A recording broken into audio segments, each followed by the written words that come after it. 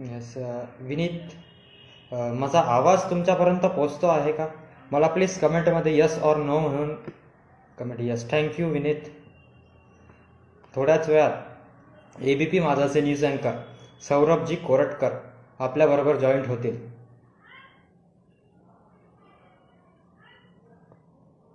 Yes, Chetan Chaudhari.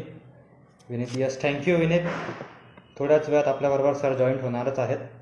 आपण Instagram लाईव्हच्या माध्यमाने विविध क्षेत्रातील विविध मान्यवरांच्या मुलाखती घेत असतो.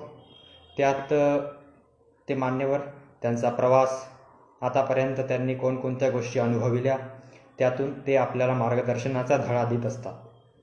तर त्याचप्रमाणे आज आपल्याबरोबर जोडले जाणार आहेत ABP माझाचे न्यूज अँकर सौरभ कोरटकर. थोड्याच वेळात सर आपल्याला जॉईंट होतीलच. यस, दिव्यम पाटील. किती टाईम लागेल ब्रो? Yes, only 2 minutes. आपला टाईम 5 वाजायचा आहे, तर 5 वाजलेच आहेत. सर थोड्याच वेळात आपल्याला जॉईंट होतीलच, 1 ते 2 मिनिटात. All the best. Thank you Monty, thank you. संपूर्ण महाराष्ट्राचे सुप्रसिद्ध चॅनल ABP माझा, त्यांचे न्यूज अँकर सौरभ कोरटकर आपल्याबरोबर जॉईंट होतील. Chetan Chaudhari, thank you. Yes, thank you. Please 1 मिनिटात सर जॉईंट होतील. सरांची रिक्वेस्ट आपल्याला येईल.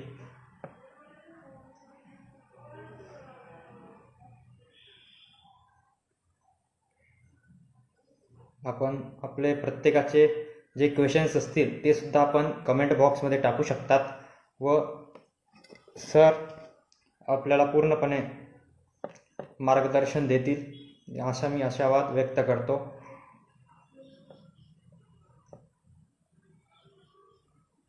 लगेचच सर आपल्याला जॉईंट होतील.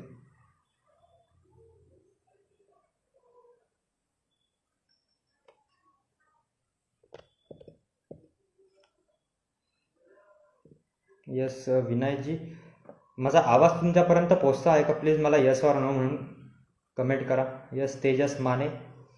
थोड्याच वेळात सर आपल्याला जॉईंट होतील. ABP माझाचे न्यूज अँकर सौरभ कोरटकर यांच्याबरोबर आज आपण लाईव्ह व्हिडिओ इंस्टाग्राम माध्यमाने त्यांच्याशी मार्गदर्शनाचा धडा घेणार आहोतच. 1 मिनिटातच सर आपल्याला जॉईंट होतील. Yes, thank you. Yes Vinayak Paliwar, Pradeep. Yes, हळूहळू सगळेजण जॉईंट होत आहेत. यश, यशराज पठार. यश,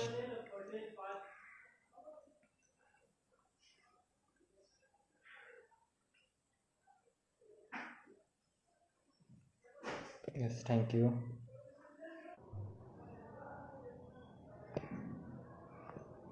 यस, 1 मिनिटात सर आपल्याला जॉईंट होतील. आपल्या मुलाखतीचा वेळ झालेला आहे.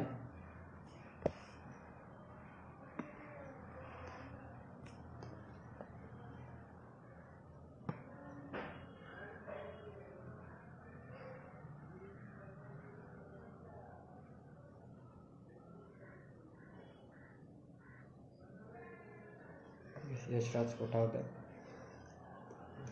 यश दादा, माझा आवाज तुमच्यापर्यंत पोचतो आहे का? यस, सौरभ सरांची request.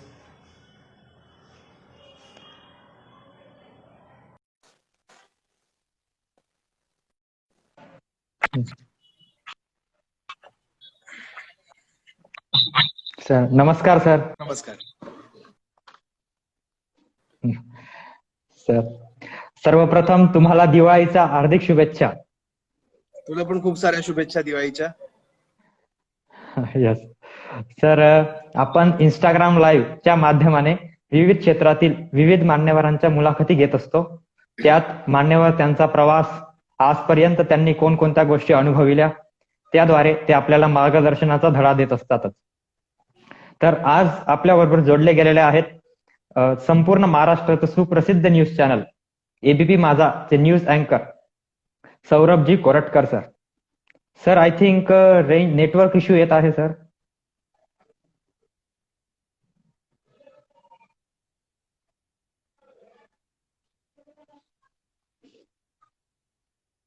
Sir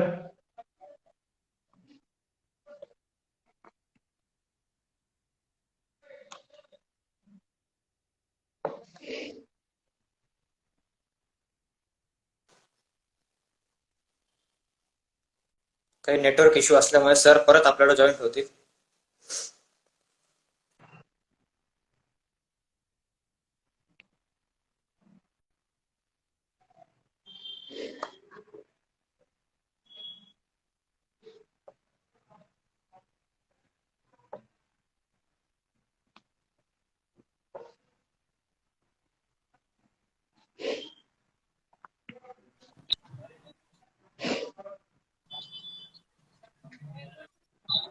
sir network issue असेल सर, त्यामुळे तुम्ही डिस्कनेक्ट झाला असावा.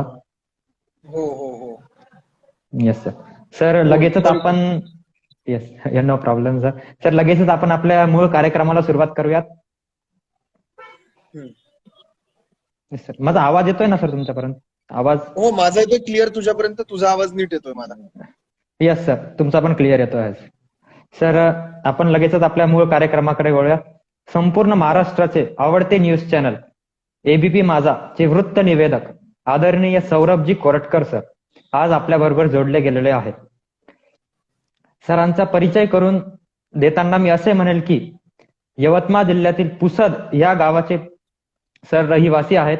एका छोट्याशा गावातून एक मुलगा निघतो व न्यूज अँकर सारख्या महत्वाच्या पदावर जाऊन तो पोहोचतो. आपले पदवी आणि पदव्युत्तराचे शिक्षण हे सरांचे गावाकडेच झाले, परंतु पत्रकारितेचे शिक्षण पूर्ण केल्यानंतर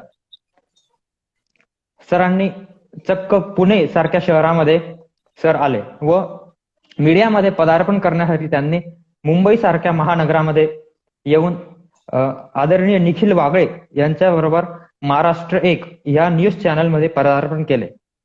त्यानंतर जय महाराष्ट्र चॅनल व 21 जानेवारी 2018 रोजी महाराष्ट्रातील सुप्रसिद्ध न्यूज चॅनल एबीपी माझा मध्ये न्यूज अँकर म्हणजेच वृत्त निवेदक म्हणून कार्यरत आहेत. आजपर्यंत सर कार्यरत आहेत. अनेक वर्षापासून शहरांमध्ये काम करत असताना देखील त्यांनी आपला छंद जोपासत शास्त्रीय संगीत, त्यानंतर कीर्तन व कविता मांडणे याद्वारे देखील सर्वांपर्यंत आपले कौशल्य पोहोचविले आहे.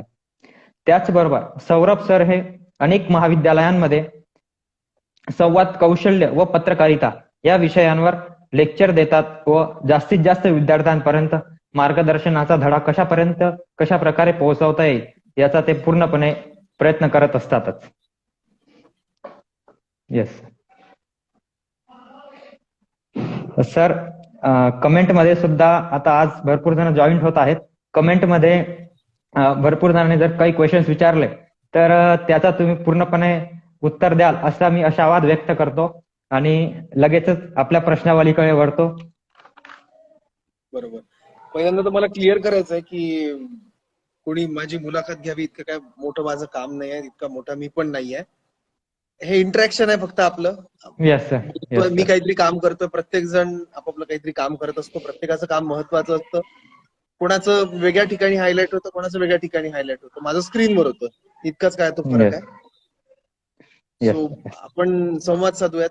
मी असं काहीतरी कुठल्या तरी कार्यक्रमात प्रमुख पाहुणा एखादा असं काही नाहीये. तुमच्यापैकीच मी एक आहे. तुमच्यासारख्याच साधारण कुटुंबातला अजूनही साधारण असलेला मुलगा आहे. तो तसंच आपण बोलूया. Yes sir. सर लगेचच आपण आपला प्रश्नावलीकडे वळण्यात मी असं म्हणेल की सर आज आपण एबीपी माझा सारख्या वृत्तवाहिनीवर उत्कृष्टपणे आपले कार्य बजावत आहात, पण या पदापर्यंत पोहोचण्यात तुम्हाला अनेक बऱ्या वाईट प्रसंगांना सामोरे जावे लागले असेल. तर आम्हाला असे विचारायचे वाटेल की तुमचा बालपणापासून ते आतापर्यंतचा प्रवास थोडक्यात सांगावा. अरे बाप, प्रवास एवढा लंबा आहे का तो थोडक्यात नव्हता, तो प्रचंड सविस्तर आहे. नेमकं काय सांगायचं, यात हा प्रवास अजूनही सुरू आहे, अजून काय संपलेला नाही आहे तो. इतकंच आहे की आज जिथं आहे अजून बरंच पुढे जायचं आहे, बरंच काय करायचं आहे. पण आज जिथं आहे तिथे कधी आपण पोहोचू याची कधी कल्पना नव्हती. कारण मी अशा गावात राहतो की माझा वयाच्या जवळपास 22व्या वर्षापर्यंत मुंबई सोबत काहीही संबंध आला नव्हता. 22-23व्या वर्षापर्यंत इव्हन. येस. मुंबई मी कधी बघितली पण नव्हती. इव्हन लिफ्ट वगैरे किंवा एसी असणं, काचेच्या केबिन असं पण मी काय बघितलं नव्हतं. आणि त्याचं फार अप्रूप वाटायचं, एक आकर्षण वाटायचं. म्हणजे लिफ्ट कुठे दिसली मला तर असं पाळी पाळी खेळायचो आम्ही लिफ्टचं बटन दाबून. इतकं त्या लिफ्टचं सुद्धा अप्रूप होतं. गावात ट्रेन सुद्धा नव्हत्या, त्यामुळे जवळपास 22व्या वर्षापर्यंत मी ट्रेनचा सुद्धा प्रवास नव्हता केला कधी. इतकं सगळं ते नवीन होतं. आव्हानात्मक काळ यातला होता, स्पेशली 12वी नंतरचा, जेव्हा मला इंजिनिअरिंगला गेले माझ्या सोबतचे सगळे मुलं, आणि मला काय करू सुचत नव्हतं. मला गणित जमत नव्हतं इतकं. सायन्स मध्ये तेवढा इंटरेस्ट नव्हता आणि कळत पण नव्हतं. सोशल सायन्स आवडायचं, पण सोशल सायन्सला काडीची किंमत नाही. मग करायचं तर काय करायचं, म्हणून मग प्रश्न पडला काय करायचं. मग एकच ऑप्शन दिसला मला, तो म्हणजे मग बीए. पण बीए ला काय किंमत आहे आपल्या सगळ्यांना माहित आहे मार्केटमध्ये. बीए ला कोणी विचारत नाही. त्याच्यामुळे मग बीए केल्यानंतर करिअरचं काय, हा एक मोठा प्रश्न होता. पण मी ते बीए केलं, आणि बीए केल्यानंतरही असं वाटलं की संपलं करिअर आपलं, आता आता काही करू शकत नाही आपण. डीएड बीएड करायचं आता फक्त. डीएड बीएड केल्यानंतरही तुमचा स्ट्रगल संपतो अशातला काही भाग नाहीये. डीएड बीएड केल्यानंतर सुद्धा 20-25 अशी सगळी आपली सध्या सगळं स्वरूप आहे एकंदरीत. त्यानंतर तो सगळाच मग आव्हानात्मक काळ होता. बीए कम्प्लीट केलं, पूर्ण केलं, शिकली. मग पुण्याला आल्यानंतर मग सापडलं मला काहीतरी की मी काय करू शकतो. हे मी याच्यासाठी सांगतोय कारण बऱ्याचदा काय होतं, आपल्याला काय करू याचं उत्तर मिळत नाही, किंवा काय करू हे कळत सुद्धा नाही आपल्याला खूपदा. आपल्यातले कॅलिबर काय, आपल्यातले पोटेन्शियल काय, आपल्यातले प्लस पॉइंट्स कोणते आहेत हे आपल्याला बऱ्याचदा समजत नाही. त्याच्यामुळे खूपदा डिमोटिवेट होतो आपण. आता मला सांगा, तू कुत्र्याला समजा पाण्यात फेकलं आपण आणि पोहण्याच्या शर्यतीत उतरवलं तर कुत्रा पास होणारच नाही. मासोळीला आपण धावायला सांगितलं तर ती नाही धावू शकत ना जमिनीवर. तुम्ही पोहायची कॉम्पिटिशन मासोळी सोबत लावा आणि पोहायची कॉम्पिटिशन कुत्र्यासोबत लावा. तर आपलं बऱ्याचदा काय होतं, आपल्याला असंच काहीतरी सांगितलं जात असतं. म्हणजे आपण जेव्हा पळण्यात एक्सपर्ट असतो तेव्हा आपल्याला पोहायला सांगितलं जातं. आपण पोहण्यात जेव्हा एक्सपर्ट असतो तेव्हा पळायला सांगितलं जातं. आपण काय करू शकतो, आपण कशात एक्सपर्ट आहे, ह्याचं उत्तर आपल्याला शोधायचं आहे. तो खरा स्ट्रगल आहे आणि तो खरा प्रवास आहे आपल्यातला. आणि त्याचं उत्तर एकदा आपल्याला मिळालं की मग आपण सुसाट पळतो. मग ऍटलीस्ट आपल्याला सापडतं तरी की आपल्याला करायचं काय. लोकांच्या दृष्टीने ते कितपत मोठं आहे, कितपत महत्वाचं आहे, हा भाग सगळा वेगळा. पण आपल्याला तरी कळतं, आपण आपल्या लेवलला सॉर्टेड असतो त्या बाबतीत. त्याच्यामुळे प्रत्येक गोष्ट आता मी इंजिनिअरिंग केलं असतं तर मी सगळ्यात ढ मुलगा ठरलो असतो. आज तू माझ्याशी बोलतोय, आज नसतं बोलला ना की तुम्ही इंजिनिअरिंग कसं केलं किंवा कसे नापास झाले सांगा. हे नसतं केलं आपण. बरोबर. मला नव्हतं जमत. 12वी पण गणितात मला खूप कमी मार्क्स होते. त्यानंतर मला सायन्स झेपलंच नसतं. मग जर इंजिनिअरिंगच्या पर्स्पेक्टिव्हने विचार केला तर मी अत्यंत ढ मुलगा आहे, मला काहीच जमत नाही. पण मला जे आवडत होतं ते मी निवडलं, मला संधी मिळाली, काही वेळेस नशीब सुद्धा चाललं. त्यानंतर आज जिथे कुठे आहे, फार उंच स्थानी आहे, जिथे कुठे आहे तिथे मी नीट करतोय, व्यवस्थित करतोय. थोडंफार मी समाधानी आहे, अजून बरंच काही करायचं आहे. पण एक लाईन सापडली आहे, लाईन क्लिअर झाली आहे. तर स्वतःची लाईन जे आहे ना, स्वतःची पोटेन्शियल जे आहेत ते तुमच्यातले ओळखा. ते नेमके काय आहेत हा प्रश्न स्वतःला सतत विचारा. मी काय करू शकतो, मी कशात चांगला आहे, याचं उत्तर तुम्हाला तुमचं त्या दिवशी मिळेल. बस गाडी निकल पडेगी. येस, बरोबर. तर आणि कॉमेडी पद्धतीने तुम्ही तुमचा प्रवास सांगितला सर. येस सर, लगेचच आपला पुढचा प्रश्न असा आहे की सर, आपण बघतो की अनेक ग्रामीण भागातील विद्यार्थ्यांना शहरात गेल्यानंतर सूत्रसंचालनाचा अनुभव नसतो व त्यांना भाषेवर अनेक सुधारणा कराव्या लागतात आपल्या बोली भाषेतून त्यातून ट्रान्सफर करण्यासाठी. तर तुम्हाला सुरुवातीला कोणकोणत्या प्रसंगांना सामोरे जावे लागले? पहिल्यांदा तर असं असतं की बघ यार, तू कुठलं गाव कोणतं आहे तुझं? कासोदा, तालुका एरंडोल, जिल्हा जळगाव. अच्छा. जळगाव. आपला एक ऍक्सेंट असतो भाषेचा, बरोबर? बरोबर. पुण्यात शिकला असशील तर पुण्यात जेव्हा पहिल्यांदा जातो ना, तर पुण्यातले लोक पहिल्यांदा कॉम्प्लेक्स देतात आपल्याला काहीतरी. तर तू कसं पाणी नाही, आपल्याला पाणी, मी पाण्याला पाणी म्हंटल, काय पाणी वाफ होणार आहे का पाण्याची? बाष्पीभवन होणार आहे का? हे येतं कुठून बघ ना. आता समजा आता महाराष्ट्रातली 90% जनता, 80% पकडू आपण, ती पाणी म्हणते, पाणी म्हणत नाही. बरोबर. काय फरक पडतो ना. आता हा झाला माझा पर्स्पेक्टिव्ह. मी विदर्भातला आहे, माझी भाषा. आता बरेच शब्द आहेत, कडची, सांडशी माहित असेल तुम्हाला, सांडशीला आमच्याकडे कडची म्हणतात. असे खूप शब्द आहेत. जांगडगुत्ता नावाचा एक शब्द आहे, पुन्हा सांगता म्हणतात. असे खूप शब्द आहेत. आता माझं गाव जे ते मराठवाडा आणि विदर्भाच्या बाउंड्रीवर आहे. तर बरोबर. मुळात तुमची ओरिजिनॅलिटी असते, तुमची एक सेंद्रियता असते की मी असं आहे, माझं कल्चर हे आहे, माझी भाषा ही आहे. आता बरोबर. विनाकारण त्यात उगाच माज करण्यासारखं पण काही नाहीये आणि त्याच्यामुळे आपल्याला कॉम्प्लेक्स द्यावा असं पण काही नाहीये. पण हे कॉम्प्लेक्स देण्याचं काम केलं जातं. कारण काही लोकांच्या डोक्यात असं असतं की काहीतरी शुद्ध आहे आणि काहीतरी अशुद्ध आहे. वास्तविक मला सांगा, भाषा कोणी लिहिल्या आहेत आणि मूळ भाषा अशी कुठली आहे? जगातली एकही भाषा मूळ अशी नाहीये, ओरिजिनल. सगळ्या भाषा मिक्सचर आहेत. सगळ्या भाषा या इव्हॉल्व्ह होत गेलेल्या आहेत. कुठली? लॅटिन पासून पकडूयात आपण, लॅटिन, संस्कृत, सगळ्या. संस्कृत मध्ये किती प्राकृत शब्द आहेत, प्राकृत मध्ये किती संस्कृत शब्द आहेत, पाली शब्दांचं मिश्रण आहे. सगळ्या भाषा मिक्स आहेत. लॅटिन शब्द संस्कृत मध्ये आहेत, संस्कृत शब्द लॅटिन मध्ये आहेत, इंग्लिश मध्ये आहेत. किती भाषा आहेत. आपली पुन्हा इजिप्तची जुनी भाषा, झरतृष्ट्रची, झेंदावेस्ताची, पर्शियनचे किती शब्द आहेत. बरेचसे असे शब्द आहेत जे वेदांमध्ये आहेत. आता जसं की आपण असुर म्हणतो, तिकडं अहुर आहे. हे सांगण्याचं कारण म्हणजे असं काही नसतं चूक बरोबर.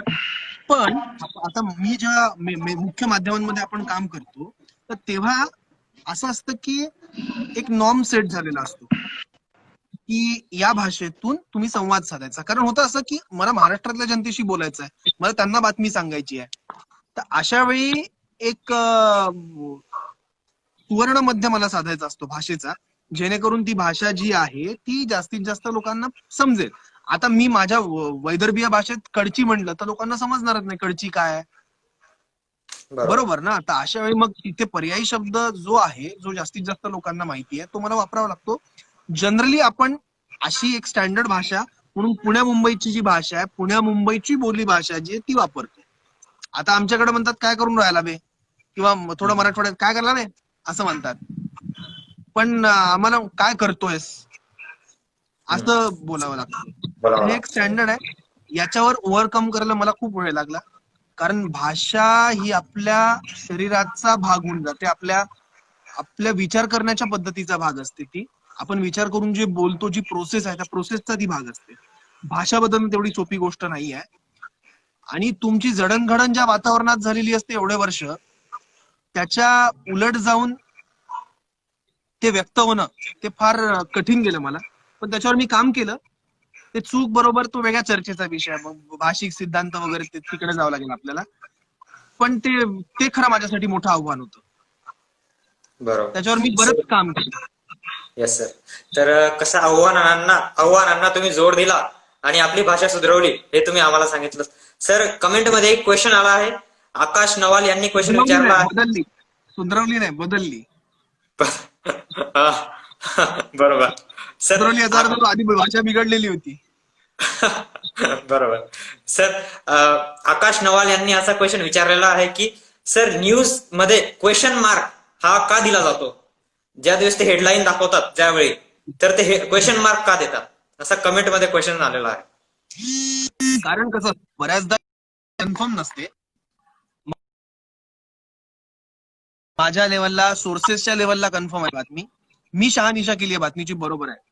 पण ऑथेंटिक सोर्सेस जे असतात, त्या ऑथेंटिक सोर्सेस कडून बातमीवर शिक्कामोर्तब जेव्हा केलं जात नाही, तेव्हा प्रश्नचिन्ह असतं. आता उर्मिला मातोंडकरांना, आता विधान परिषदेची बातमी होती, शिवसेनेकडून उर्मिला मातोंडकरांना विधान परिषदेची उमेदवारी मिळणार, ही बातमी आम्ही दिली होती. पण ती बातमी देताना आमचं ते ब्रेकिंग न्यूज बघतो ना आपण टेक्स्ट स्क्रीनवर मोठ्या ह्याच्यात, त्याच्यात क्वेश्चन मार्क दिला होता. कारण असं होतं की देणार याचा अर्थ मग हा देणार, मग ते नाही दिलं तर बातमी चुकली असं होतं. तर कधी पण सोर्सेस कडून जेव्हा बातमी येते ना, सूत्रांकडून जेव्हा बातमी येते, तेव्हा ती तितकी कन्फर्म नसते.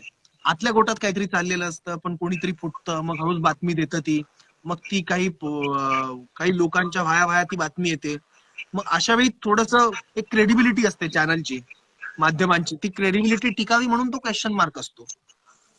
की मग उर्मिला मातोंडकर यांना शिवसेनेकडून उमेदवारी, प्रश्नचिन्ह. आता वास्तविक उमेदवारी देण्यात आली त्यांना, बातमी खरी आहे ती. तर त्या क्रेडिबिलिटीसाठी तो प्रश्नचिन्ह आहे. ती टिकावी म्हणून, क्रेडिबिलिटीवर नाही. Yes yes yes. तर मला असं वाटतं आकाश नवाल यांना त्यांच्या प्रश्नाचं उत्तर मिळालेलं असेलच.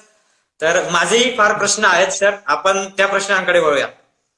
सर, एक उत्कृष्ट पत्रकार बनण्यासाठी तुम्ही स्वतःमध्ये कोणकोणते बदल घडवून आणले आणि ह्या युवकांच्या स्पर्धात्मक युगात आपल्या अनुभवावरून त्यांना तुम्ही कशा प्रकारचे मार्गदर्शन कराल की भविष्यामध्ये त्यांनी पत्रकारितेमध्ये पाऊल ठेवायला हवे का नको, आणि गेले तर कोणकोणत्या आव्हानांना त्यांना प्रॉब्लेम्स येतील? घरी जर खूप संपत्ती असेल, व्यवसाय असेल चांगला एखादा ज्याच्याहून ठराविक चांगलं इन्कम येत आहे, किंवा वडिलांची गडगंज इस्टेट असेल आणि तुम्हाला किडा असेल काहीतरी करायचा, तर पत्रकारिता जरूर करावी. किंवा तुमचं इंग्लिश खूप चांगलं असेल, तुमचं, तुम्हाला खूप काहीतरी लिहायचं आहे, रिपोर्टिंग करायची इच्छा आहे, समाजाकडे बघण्याचा एक वेगळा पर्स्पेक्टिव्ह आहे तुमचा, तुमच्या जाणीवा प्रगल्भ आहेत, तर अशा वेळी तुम्हाला जर करिअर करायचं आहे तर मग इंग्लिश मीडियाचा विचार करायला हरकत नाही. किंवा आता हळूहळू वेब मीडियम फार चांगलं तयार होतं, चांगला प्लॅटफॉर्म तयार होतोय, वेबसाठी विचार करू शकता. बाकी मी कोणाला प्रोफेशनली पत्रकार होण्याचा सल्ला देणार नाही. फील्ड चांगला आहे, खूप सॅटिस्फॅक्शन आहे, पण काही आव्हान आहेत, कॉर्पोरेट लेवलची आहेत, आर्थिक स्तरावरची आहेत. आणि होतं असं की टीव्हीचा जेव्हा विचार करतो तेव्हा मुंबई हेच त्याचं सेंटर आहे, आणि मुंबईत सर्व्हाइव्ह करणं खूप कठीण आहे. कारण तुम्ही माझ्याकडे बघून मत नका बनवू, पण खूप मित्र आहेत माझ्याशी ज्यांचं मी बघतो काय होतंय, काय घडतंय नंतर. सो मी सजेस्ट नाही करणार कोणाला.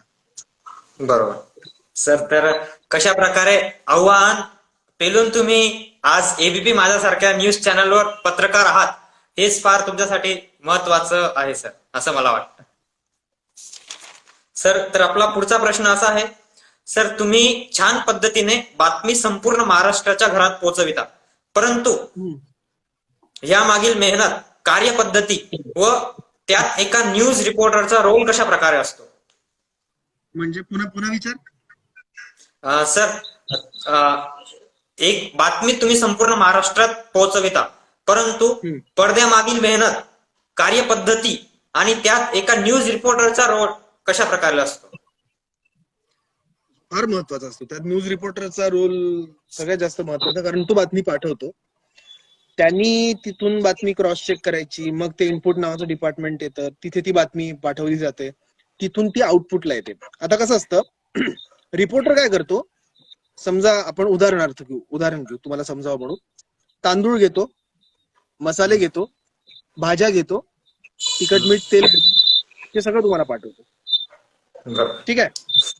आता ते आलं की इनपुटचं काम आहे ते देणं, पुढे देणं आउटपुट डिपार्टमेंटला. आउटपुट काय करतं, मग भात शिजवून घेतं, त्याची छान बिर्याणी करतं भाताची, किंवा मसाले भात करतं मस्त आउटपुट डिपार्टमेंट. तिथे स्क्रिप्टिंग होतं, जिथे बातमीला अँगल दिला जातो, जिथे बातमीवर कसं किती खेळायचं हे ठरवलं जातं, ते आउटपुट डिपार्टमेंट मसाले भात तयार करतं. तो मसाले भात अँकरकडे येतो. अँकरचं काम आहे तो ताटात वाढणं, छान एका विशिष्ट आकारासहित, त्याच्यावर कोथिंबिरीची 2 पानं टाकायची, छान बाजूला मीठ, सोबत थोडासा रायता वगैरे, आणि ते ताट सजवायचं. आणि सजवलेलं ताट छान पद्धतीने गोड बोलून, गोड हसून, किंवा योग्य पद्धतीने त्याचा जो असेन्स आहे त्या जेवणाचा, मसाले भाताचा, त्यासहित डिलिव्हर करणं. अशा पद्धतीने काम चालतं. येस सर, मला एक असा प्रश्न आहे की ते तुम्ही नेमकं पाठ करतात का तुम्हाला ऑटोमॅटिकली ते त्या टाईपचं प्रोनाऊन्सिएशन होतं? बातम्या जे वाचतो आम्ही ते. Yes sir, yes sir. नाही, पाठ नसतो, पाठ नाही. यात कसं असतं बघा, आता आजकाल 70% ब्रेकिंग न्यूज असतात, मोठी बातमी, महत्वाची बातमी.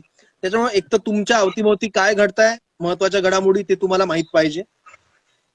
आणि दुसरी गोष्ट अशी आहे की बेसिक तुम्हाला इन्फॉर्मेशन पाहिजे, बेसिक इन्फॉर्मेशन, या गोष्टी मस्ट आहेत. एका वाक्यावर तुम्हाला खेळावं लागतं खूपदा.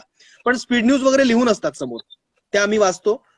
ब्रेकिंग न्यूज लिहून नसतात, त्याच्यावर तुम्हाला कितीही वेळ खेळत राहावं लागू शकतं एका वाक्यावर. बरोबर. Yes sir. सर, तर म्हणजे आपला पाठवण्यापेक्षा माहिती. येस सर, माहिती म्हणजे करंट अफेअर्सशी आपण जेवढ्या जवळ राहू तेवढं आपल्याला जवळ चांगलं बरोबर होऊ शकतं करंट बरोबर. अफेअर्स. येस हम्म. सर. आम्ही असे बघितले व तुमच्या इंस्टाग्राम प्रोफाईलला सुद्धा आम्ही वाचले आहे की तुम्ही छान प्रकारे कविता करता. तर तुमच्या हा. आवडीपैकी एखादी कविता आम्हाला ऐकायला आवडेल. माझ्या आवडीपैकी का? Yes sir. थांब मला मग एक शोधू दे. एक सेकंद थांब. बोल, तोपर्यंत बोलू शकतोस काही तू. Yes sir.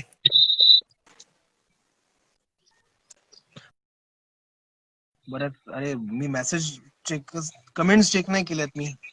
Yes sir. Okay. आपला बाबू दादा ट्रेकिंगला येणार का माझ्यासोबत म्हणतात. ठीक आहे. माझीच एक कविता ऐकू का मग या विषयावर, या गोष्टी. Yes sir. ठीक आहे, माझीच एक कविता आहे. तसं मला गीत चतुर्वेदी म्हणून लेखक आहेत, त्याच्या कविता खूप आवडतात. आणि पाश नावाचं एक सगळ्यात आवडती माझी कविता, हा थांब ती मी सांगतो, मला खूप आवडते ती.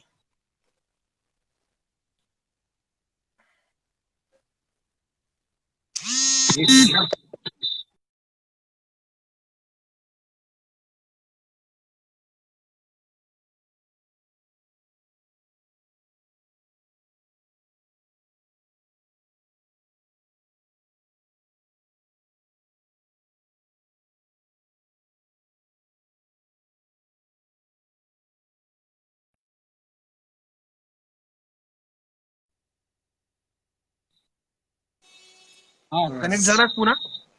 Yes sir. Sir Apurva Hello. Kenagar हे सुद्धा म्हणतात की सर सॉन्ग बोलताना खूप छान बोलता, प्लीज एक सॉन्ग बोला. सॉंग्स मी टाकेन व्हिडिओ, आता इथे नको. Yes sir. तर पाश नावाचा एक कवी होता, सिंधू असं त्यांचं नाव होतं. त्यांची एक कविता आहे, सबसे खतरनाक होता है म्हणून. म्हणजे येस. आपल्या बऱ्याच जणांचं साला जगणं एक प्रकारचं, कशा आपण इच्छा मारतो, कसं कवितेच्या शब्दातून तुम्हाला कळेल ते. कारण अर्थात कवीच्या प्रत्येक शब्दाचं एक महत्व असतं, प्रत्येक शब्दाची एक किंमत असते, आणि ती किंमत पाशनी मोजली. कारण खलिस्तानांनी त्यांच्या कविता बघून त्यांची हत्या केली होती गोळी घालून. त्यामुळे शब्दाला खूप महत्व आहे. मेहनत की लूट सबसे खतरनाक नहीं होती, मेहनत की लूट सबसे खतरनाक नहीं होती, पुलिस की मार सबसे खतरनाक नहीं होती, गद्दारी और लोभ की मुट्ठी सबसे खतरनाक नहीं होती, बैठे बिठाए पकड़े जाना बुरा तो है, सहमी सी चुप में जकड़े जाना बुरा तो है, पर सबसे खतरनाक नहीं होता, कपट के शोर में सही होते हुए भी दब जाना बुरा तो है, कपट के शोर में सही होते हुए भी दब जाना बुरा तो है, जुगनों की लौ में पड़ना बुरा तो है, मुठ्ठियां भींच कर बस वक्त निकाल लेना बुरा तो है, सबसे खतरनाक नहीं होता, लेकिन सबसे खतरनाक होता है मुर्दा शांति से भर जाना, तड़प का न होना, सब सहन कर जाना, घर से निकलना, काम पर जाना और काम से लौटकर घर आना, सबसे खतरनाक होता है हमारे सपनों का मर जाना. या काही ओळी आहेत त्या कवितेत. Yes sir. सर छान प्रकारे तुम्ही कविता म्हणतात. आणि कमेंट मध्ये एक क्वेश्चन आला आहे सर, टेन्शन घालवण्यासाठी तुम्ही काय करता? टेन्शन बऱ्याच गोष्टी आहेत. घालवण्यासाठी. प्रामाणिकपणे सांगायचं, शिव्या घालतो. काय नाही, गाणं वगैरे म्हणतो, काय पियानो असेल पियानो वाजवतो, फ्लूट वाजवतो, पुस्तक वाचतो, लॅपटॉपवर गेम खेळतो, बऱ्याच गोष्टी आहेत. Yes sir. Yes sir. Sir लगेच आपला प्रश्न आहे की सर एखादी पॉझिटिव्ह किंवा निगेटिव्ह बातमी आज आपण सर्वांपर्यंत पोहोचवली, आज आपण पोहोचवली, पण त्याचा वैयक्तिक आयुष्यावर परिणाम होतो का? हो, ती किती, ती तुमच्या नाही, मुद्दा की तुमच्याशी किती ती निगडीत आहे याच्यावरून. सुशांत सिंगच्या बातमीनी मी हादरलो होतो खूप. कारण होतं असं ना, का सुशांत सिंगचे पिक्चर मी बघितले होते, एकदम हसता खेळता एन्थुझियास्टिक एनर्जेटिक ऍक्टर, जो की तसा नवीन आहे इंडस्ट्रीमध्ये, त्यांनी फार मोठी स्वतःची छाप उमटवली आहे आणि त्याच्याकडे बघून फ्रेश वाटायचं, छान वाटायचं. तो इतका एन्थुसियास्टिक होता आणि सडनली म्हणजे आपण स्वप्न बघतो की यार हे भारी आहे, असं असं काहीतरी पाहिजे होतं आपलं, आणि सडनली असं काहीतरी होतं का निराशेच्या गर्तेत येऊन तो स्वतःचं आयुष्य संपवतो. हे आणि मला खूप धक्का बसला होता त्यातून. खरं तर वर यायला मलाही वेळ लागला, पण मला बिलकुल नाही करमलं काही दिवस. तो होतो इफेक्ट तुमच्यावर त्या बातम्यांचा. येस.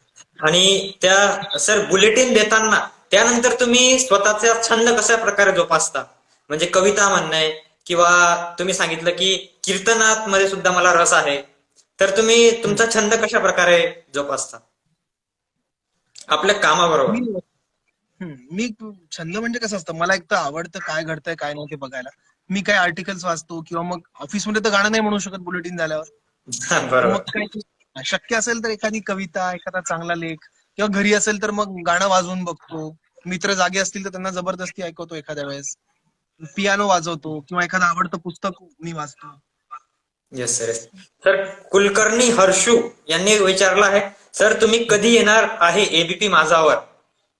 16 तारखेला. 16 तारखेला. Yes sir. असे आपला प्रश्न असा आहे सर की आजकाल जो मीडिया आहे तो जास्तीत जास्त सोशल मीडियावर डिपेंड आहे किंवा सोशल मीडियाकडे वळत चालला आहे, याबद्दल तुम्हाला काय वाटतं? हे ट्रान्सफॉर्मेशन आहे, हे इव्होल्युशन आहे, ते होणार. येस. आता याच्यामुळे कितपत आव्हान निर्माण होतं मेनस्ट्रीम टीव्ही मीडियाला किंवा प्रिंट मीडियाला ते बघावं लागेल. कारण जेव्हा टीव्ही आला होता तेव्हा असंच म्हटलं होतं की आता पेपर संपतील, न्यूजपेपर मरतील आता, पण नाही मेले. टीव्हीची एक स्वतःची क्रेडिबिलिटी वेगळी आहे, टीव्हीचं एक स्वतःचं एक फॉर्मॅट वेगळा आहे, त्याच्यामुळे इम्पॅक्ट सुद्धा वेगळा आहे. बघूयात काय होतं, पण चांगलं ऑपॉर्च्युनिटीज तयार होतात, नवीन संधी तयार होतात. येस So, ते होत राहणार. उद्या अजून 20 वर्षांनी काहीतरी नवीन येईल, ज्याची आपण कधी कल्पनाही केली नव्हती. बरोबर. पण कसं आहे, तुम्ही सोशल मीडियावर जेव्हा बघता बातमी एखादी किंवा वाचता स्पेशली, तर त्यानंतर ती खरी आहे की नाही हे बघायला तुम्ही टीव्हीच लावता. बरोबर. टीव्हीची क्रेडिबिलिटी वेगळी आहे. Yes yes yes.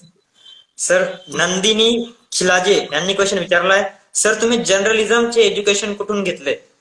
पुण्यातून MMCC college, Pune. Yes yes yes. Sir तर आपण कमेंट सुद्धा त्यांचे उत्तर आपण देत आहोत. सर सर तुम्ही आजपर्यंत खूप नेत्यांचा इंटरव्ह्यू घेता, त्यातले तुम्हाला आवडलेले नेता कोणता? व्हॉट्सअप आकाश यांनी असा क्वेश्चन विचारलेला आहे.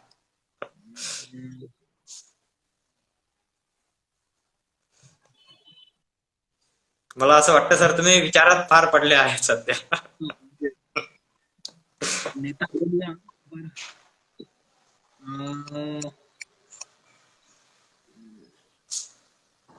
संजय राऊत. सर संजय राऊत. सध्या.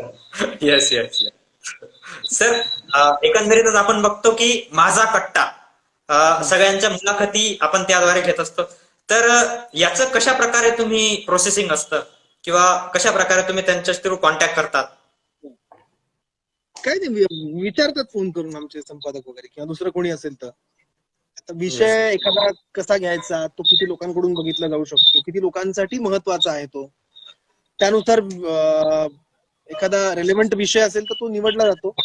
त्याच्यावर कुठला गेस्ट असेल, रेलेव्हंट गेस्ट असेल की जो ज्या विषयावर बोलतो त्याचा सामान्यांशी काही संबंध आहे, इन्स्पायर करू शकतो असं काहीतरी, तर बस बाकी काय नाही. नॉर्मल एखादा इंटरव्ह्यू जसा असतो तीच प्रोसेस आहे, वेगळं काही नाही. Yes sir. आता आपण बघतोय की कोरोना पॅन्डेमिक आहे, कोरोना काळ चालू आहे, पण अनेक जण वर्क फ्रॉम होम करत आहेत, तर पत्रकारिता या क्षेत्रामध्ये वर्क फ्रॉम होमचा इफेक्ट कशा प्रकारे झाला? आता आमच्या इथे वेब डिपार्टमेंट जे आहे, म्हणजे सगळ्याच बऱ्याचशा चॅनल्स मधले वेब डिपार्टमेंट असतील किंवा इतर काय, कारण इथे असं की तुम्हाला फील्डवर राहणं आहे, रिपोर्टर जे आहे त्यांना फील्डवर जाणं आहे, अँकर जे आहे त्यांना स्टुडिओमध्ये हजर राहणं भाग आहे. पण असंही केलं की काही अँकर्सनी घरातून केलं अँकरिंग, त्यांच्या मागे ते क्रोमाच्या पट्ट्या वगैरे लावल्या, त्यांनी घरातून अँकरिंग केलं. काही रिपोर्टर्सनी प्रयत्न केला घरातून वार्तांकन करण्याचा, पण त्याला काही मर्यादा होत्या, सो बाहेर पडावं लागलं. जे डिपार्टमेंट्स असे आहेत ज्यांना खरंच येण्याची काही गरज नाही, जे घरून काम करू शकतात, त्यांनी ते केलं सुद्धा. Yes yes. फटका बसलाच अर्थात. हा हा.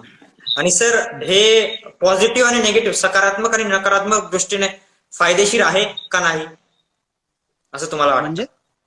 म्हणजे ऑनलाईन पद्धतीने किंवा ज्या प्रकारे टेक्नॉलॉजीचा यूज करून ज्या प्रकारे आज मीडिया चालू आहे ते युजफुल असू शकतं का भविष्यामध्ये सुद्धा?